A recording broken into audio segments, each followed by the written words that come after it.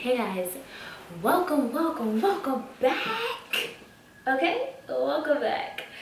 I already did a video on this, but this is part 2. This is how to be debt free 23 with 3 degrees. To continue, basically, I'm not really going to recap about what I talked about in my last video. If you want to know what happened in my last video, or like the beginning parts of it, or whatever the case is, go watch that. I would pause this, go watch that one, then watch this one. It just makes more sense sequentially, and you'll be better able to follow what I am saying. If you're a rebel and you want to watch this one first and then watch that one, that's fine too. I just recommend you watch both. Thank you for watching. That's first and foremost. Thank you for subscribing, liking, and commenting if you have this far. If you haven't, it's not too late. Click those likes, click those comments. We'll type those comments.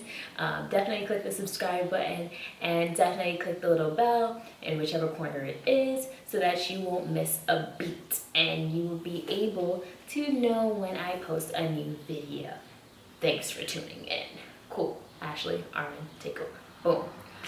So, we've talked about undergrad. We've talked about, what you can do for the beginning of your educational career to be debt free and how to avoid debt. Now, going forward, you've gotten your bachelor's. Maybe you're considering going for your master's. Maybe you're already in progress of getting your master's. Maybe you already have a master's and you want to know how to get rid of those student loans, or how to pursue your further advanced practice degree or advanced degree or general degree that's not just nursing or medicine or whatever, business, engineering, computer science, whatever it is that you're doing, accounting, whatever it is, you want to get that degree and you don't want to have any loans, or you have loans and you want to get rid of them without paying out of pocket. Here's what you do, or here's what I have been doing and what I recommend that you do so that you too won't have that Sally Mae issue. I don't know Sally Mae. I hear that person is not so nice, and I ain't trying to meet Sally Mae. I ain't trying to get to know them on a personal level. They could stay over there and we could just know each other by word of mouth. Cool. That's how I want to keep it. That's how it should be for everybody. So now, you're working on your master's and you want to know what you should do. I highly recommend that you find a job. I know, common sense. Okay, get a job. If you have a job already, cool, stay with that job, but I would still be looking for a job that is going to offer you either one, tuition being, damn, I messed it up. I can't even do the freaking thing right. 1, tuition reimbursement, or 2, student loan forgiveness, or 3, both. Hello. What's better than not combining both? Tuition reimbursement, and if you already have student loans, we're going to take care of those too, just so that we can see you be the best you can be. Don't you love jobs like that? Because I do. That's why I work where I work. A lot of jobs okay, again, I'm sorry for those of you who are not, nurses, not to say that like your profession is whatever. No, I'm just saying I can't speak on it, and I'm sorry I don't have much more insight as to it in this respect, just for this segment, this little snippet, this little 30 seconds of what I'm about to say. A lot of hospitals offer tuition reimbursement. They offer loan forgiveness. What this means is that if you're any type of, you can work in any hospital and under any role, and they'll pay for you to go to school. That's what I'm saying. Chances are the hospital that offer you the best deals, the best bang for your buck, the best bang for your effort, your hard 8 to 12 hours of labor, are going to be union hospitals. So for New York, I'm talking 1199, I'm talking NICE, and I'm talking CSCA, I'm talking that other union that I don't know, that I know exists, but I can't remember the acronym for. But there's a couple out there. For people who live in the South, I know they're not usually union-friendly states. I don't really know what they offer, but I know in Georgia, I can only speak on Georgia because that's what I know. I know they have some hospitals out there who do offer tuition reimbursement. I know one of the hospital organizations that does that is WellStar. Correct me if I'm wrong. You have to comment below and tell me what it is.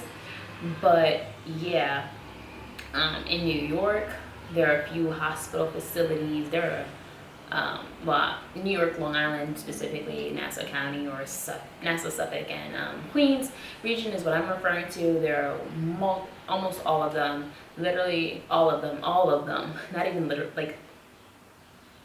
literally almost all of them do. I'm trying to think of any that don't. No, they all offer, they don't all offer student loan forgiveness, but they all offer tuition reimbursement. Now, here's the key point. There are levels to this tuition reimbursement. I know they all offer it, but some only offer a cap. Like maybe one hospital will offer you only $2,000, and that's it for that year. And if your tuition is $5,000, you have to figure out how to pay that extra $3,000. Me personally, I wouldn't, knowing what you know, I would weigh my options before I commit to that hospital. That's what I would do personally. You want to go somewhere, maybe you don't get accepted onto the unit that you're applying to, but we all know that after a year at any respective hospital, chances are you can move, you can transfer out, you could finagle your way in, around, and get what you need to get done. For me, it don't really matter where I am. I mean, it matters because I want a certain type of experience. But if you're paying for my master's, hey, it's okay. I'll work here for a year and that's that. Also, try not to get caught into hospitals that you owe them. They pay you, you owe them. I don't do that. No. I already worked here for a year. You're paying for my school. When I'm done my school, if I choose to leave, I'm gone. If I choose to stay, I'm staying. I don't want to have no, oh yeah, well, after we pay for your school, you have to stay here for another 2 years. Huh? No. It's not happening. No, it's not happening. So do your research. The biggest thing that I recommend, I would probably stay away from the internet in terms of what the internet says in respects to what certain facilities offer. I would go by word of mouth. You gotta meet people, you gotta network, and you have to chat with people of different respective hospitals, because the only people who really know what's going on are the people who work there, or the people who are basically running the programs, those education people. And you don't want to be that nurse that calls up, or that CNA, or that housekeeper, or whatever, phlebotomist, whatever you are. You don't want to be that person who calls up and be like, hey, I'm just calling to see if you had tuition reimbursement and how long I have to stay and what's going on, and if I apply, do I have to do this? No, because they're going to be like, who are you again? Oh, okay, if you don't work here, then click. If you do work here, you need to talk to HR. You don't want to set yourself up for, you don't want somebody to say, oh, the only reason why this person's coming here is because they know that we're gonna pay for their school. You don't want to, I mean, even if that is what you're doing, you don't want them to know that's what you're doing, okay? So be subtle about it. Just take somebody aside, go to your little networking events. There's brunches, there's lunches, there's parties, there's teas, there's chats, there's YouTube. There are so many other ways to ask people. If you guys want to know, if you guys have questions for me, you guys can always DM me on my Instagram at _MISS, Miss_ambitious, AMBITIOUS, spelled the normal way because we like to be phonetically correct. You guys can DM me, ask me about my hospital. I can also give you insight about all the hospitals that I did clinical rotations at, which are pretty much all of the hospitals in Long Island, or at least all of the hospitals organization, at least one from each. So you guys can ask me and I can give you better insight, or you can do your own research and talk to other people. Things might change. Contracts get renewed and revised all the time. So you just want to have the most information so that you can make the most informed decision as to where you want to work and how you're getting your school and your education paid for without having to take out any loans. Now, if you're somebody who, damn, I can't get a hospital job because of XYZ. Now how do I pay for my college? Pick a cheap college. Okay. I'm sorry, but pick a cheap college. A cheap college doesn't necessarily mean you're gonna get a bad education or poor education just because you went with a more affordable option. That's not what it means. There are a ton of online programs that are affordable. Yeah, it might be way down in like Minnesota and Ohio and Nevada and Alaska. I don't know, all these weird places that you're probably not familiar with, and it might be an online school. And yeah, you might have to jump through a few little hoops, but if you're jumping through hoops to save some money, save a little coin, why not, bro? Why not? Why not do that, sis? Tell me. Tell me, like, give me one good reason why you don't want to have free money or have somebody pay for you to get a degree, to advance yourself, to get your credentials up. It don't make no sense to me. It really don't. You know what I'm saying? Even if, like I said, even if you're not in, like, I'm talking about healthcare right now, but even if you're not in healthcare, there are options for you.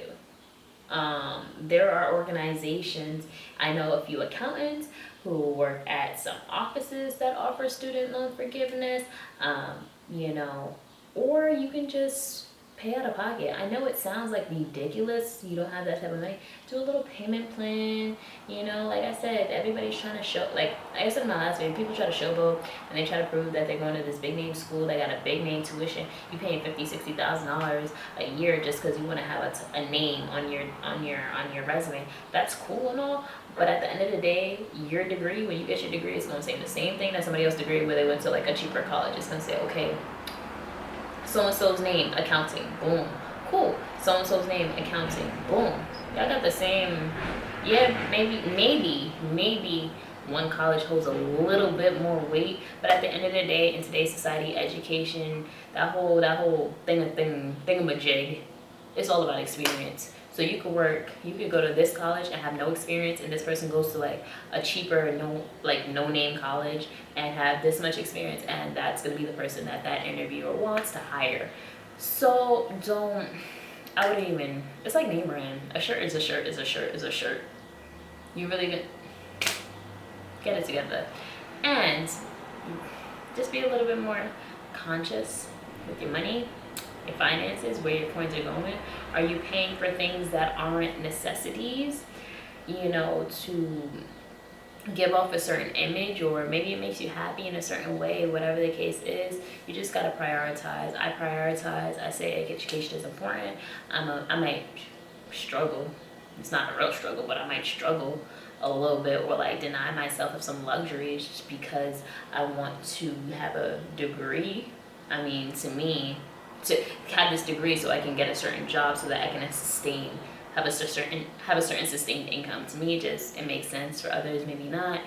But no point debating it. People have their perspectives. I'm just here to share mine. I'm just here to share my little tips and tricks, and that's that. Like I said, that's basically it. You know, I don't really know what else is coming on. There's student loan forgiveness, there's tuition reimbursement, there are programs out there.